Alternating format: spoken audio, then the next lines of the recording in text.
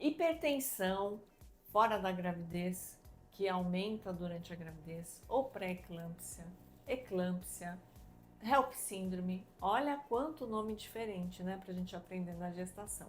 Então, vou tentar explicar um pouquinho sobre essa doença que é muito frequente. A hipertensão chega a cometer 10% das gestantes.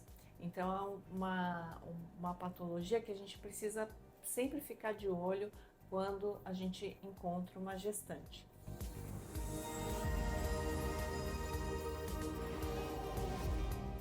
A hipertensão ela pode continuar durante a gravidez e aí a paciente talvez tenha que mudar os medicamentos, dependendo de qual é o impacto da gravidez na pressão. Geralmente essa pressão no primeiro momento pode até diminuir no primeiro trimestre e ela continua com a restrição de sal, porque a hipertensão é anterior à gestação.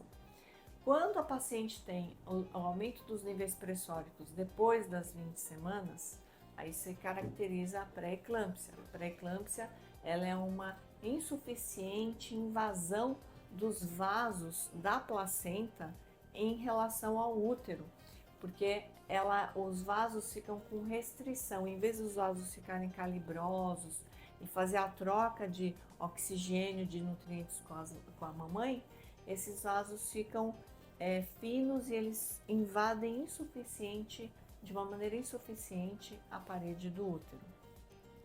Pode ter causa genética, pode ter um impacto na parte imunológica e tem fatores de risco que os médicos buscam para tentar diminuir o impacto da pressão. Então, usando AS, usando outros medicamentos.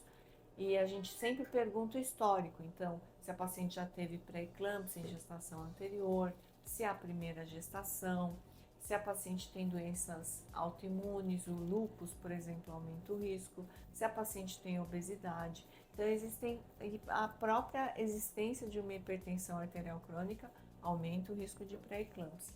Então, a gente tira uma historinha da paciente e através dessa história a gente vê o risco aumentado ou não. A pré-eclâmpsia ela pode impactar, aumentar a pressão, mas também pode dar impacto nos órgãos. Então, essa vasoconstrição, essa resistência aumentada ao fluxo, pode judiar do rinzinho, do fígado, pode eventualmente ter uma alteração do fluxo da placenta e a gente pode visualizar no ultrassom. Então, o bebê não cresce direito, às vezes ele tem um líquido diminuído, ele não mexe, então eventualmente o Doppler pode estar alterado. Então a ferramenta, a estratégia de usar ultrassom é importante na pré-eclâmpsia. A pré-eclâmpsia ela pode evoluir para eclâmpsia. A eclâmpsia é quando vai acometer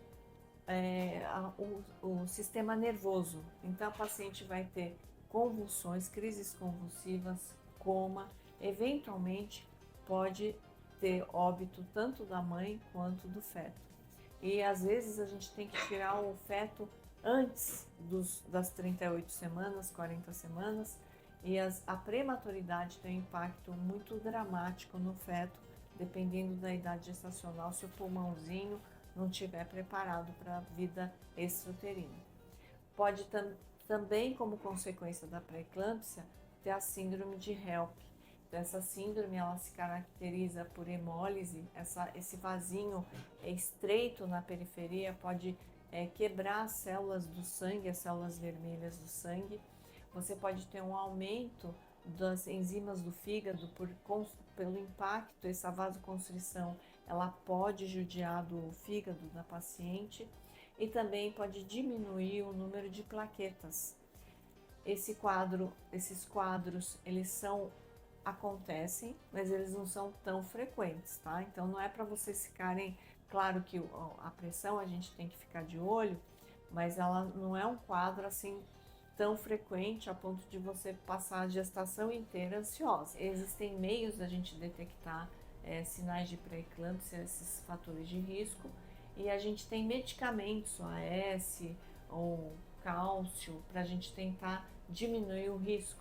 Então, pergunte ao seu obstetra, que ele vai orientar bem os exames que devem ser pedidos e os ultrassons que devem ser pedidos para a gente tentar detectar preventivamente, de uma maneira precoce, essa doença que pode impactar tanto o bebê quanto a mãe.